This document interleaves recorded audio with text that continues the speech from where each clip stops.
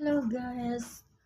Good morning, good evening, good afternoon, or kung saan man sulok ng mundo kayo ngayon. Magandang araw or magandang gabi sa inyong lahat. Welcome sa ating live. So magla-live po natin yung kanya.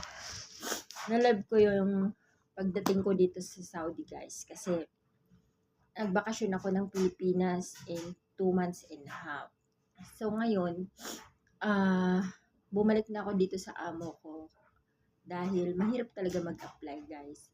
Pag nag-apply ka, panibagong amo, panibagong kontrata, tapos hindi mo pa alam yung ano nang mapupuntahan mo, mabait ba or hindi. Dito kasi sa amo ko, teka lang kasi, isip ko na ako.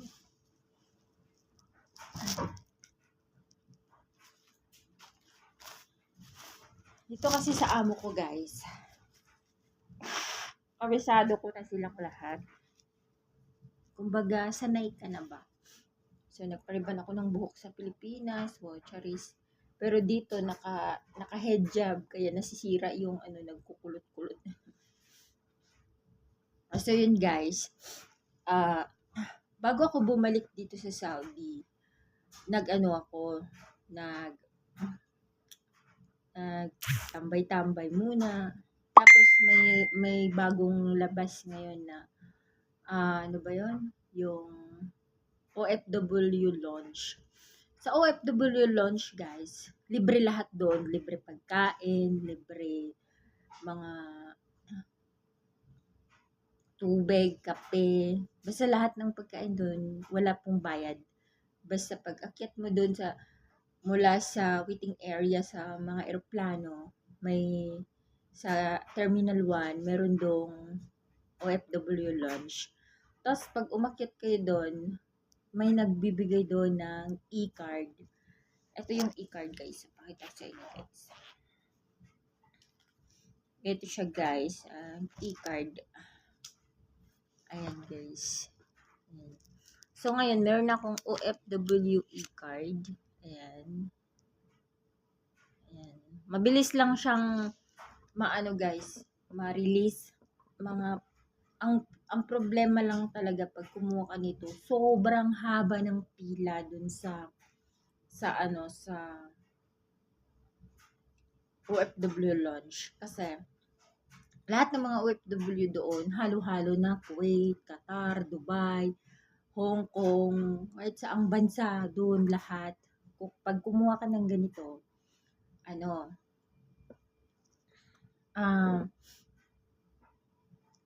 mahirap sa pilahan. Pero pag nandoon ka na mismo mismo sa magbibigay ng ganito, mabilis lang kasi may papel lang sila na ibibigay sa'yo. Tapos, pipilapan mo lang yun. Tapos, ipapasa mo doon sa kabila. Pipicturan ka doon sa kabila. After 5 minutes, marirelease na agad. So, madali lang siyang kumuha. Ang mahirap lang guys, doon sa pilahan. Kasi pag sobrang haba-haba talaga ng pila. Tapos, ibibigyan din kanila ng ganito, Express OB card. Merong bus sa Maynila na nababiyahe ng papuntang Robinson, Laguna, Araneta, Ayala. Pag sumakay ka ng ganito, 50% off. Halimbawa, ang pamasahe ay 50. So, 25 na lang kasi 50% off siya, di ba? Ayan o. Discounted lahat ng OFW yung sumakay dito. Nakita mo lang to siya.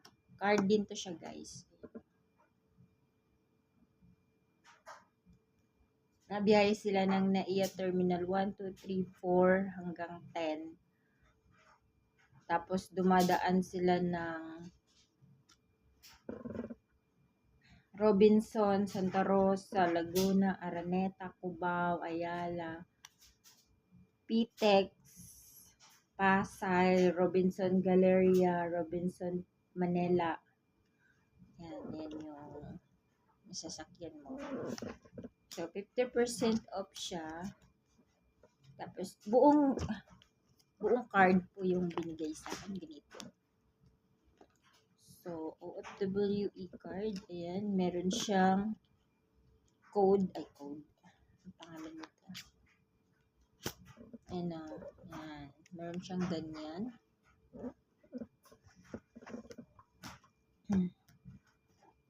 So, yun. Yun lang ba yung binigay? Ayan. Yun lang yung binigay, guys. So, ito lang siya. Parang pinakalagayanan niya to. Ayan. Pinakalagayanan niya. Tapos, ito. Dito sa kabila. Ayan. Tapos, ito dito.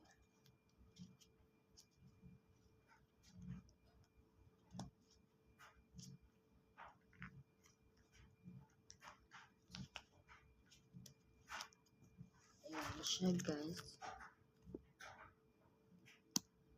So, yun. Madali lang siyang ma-release. Ang mahirap lang talaga, yung pila doon, na sobrang haba-haba ng pila. Tapos, iba't ibang mga bansa ang nandoon na mga OFW. Pero pag kumuha kayo nito, guys, kasi ako, isang employer lang ako na pabalik-balik na. So, alam ko naman na yung yung OWA membership, binabayaran ng amo ko. Kasi, once na nakauwi ka ng Pilipinas, tapos magpanibagong kontrata uli, tapos same amo ka lang, automatic na bayad yung OWA membership. At saka yung mga benefit mo sa OFW, bayad yun ng amo. Basta isang amo ka lang. Pero magpalipat-lipat ka ng amo, hindi siguro bayad. Kasi may nakasabahay ako na hindi bayad yung niya, yung OWA membership. Kasi nagpanibago siyang amo. Pagtingin niya dun sa computer, yung niya, yung OWA membership, hindi naka-renew. So, nagbayad siya ng 1,200 sa membership sa OWA. So, ganun po yung payment sa OFW OWA pag hindi ka bayad. Pag palipat-lipat ka ng amo, ang babayaran mo dun sa membership OWA is 1,200. Pero pag isang amo ka lang, alam ko talaga bayad yun ng employer pag halimbawa tulad ko 6 years na ako dito sa amo ko. Pag natapos ko ulito, bali 8 years na. Pag umuwi ako after 2 years uli, tapos babalik uli ako dito, babayaran uli ng amo ko yung OWA membership ko kasi isang amo lang ako. Pero pag nagpalipat-lipat ka ng amo, halimbawa, ngayon, itong amo ko, aalis na ako. So, mag-apply uli ako ng panibagong amo. So, yung OWA ko, hindi na mababayaran yun. Kasi bagong kontrata, bagong Tapos, may mga amo na hindi nagbabayad ng mga membership sa gobyerno ng Pilipinas. So, yun. Kaya, dapat, kung maglipat ka ng amo, siguraduhin mo na yung OWA membership mo mababayaran para kung sakali man na mag-avail ka ng benefit sa OWA, makakuha ka. So, ako, makakuha siguro ako kasi may nakakuha nga ako ng ID. Ayan. So, yun. Meron akong OWA membership ID. So, ito yun. So, lahat ng mga benefit, pwede siguro ako mag-avail kasi meron akong OWA membership ID. So, sa mga hindi pa nakakuha, guys, makakuha lang kayo ng ganitong ID kapag kayo ay balik manggagawa.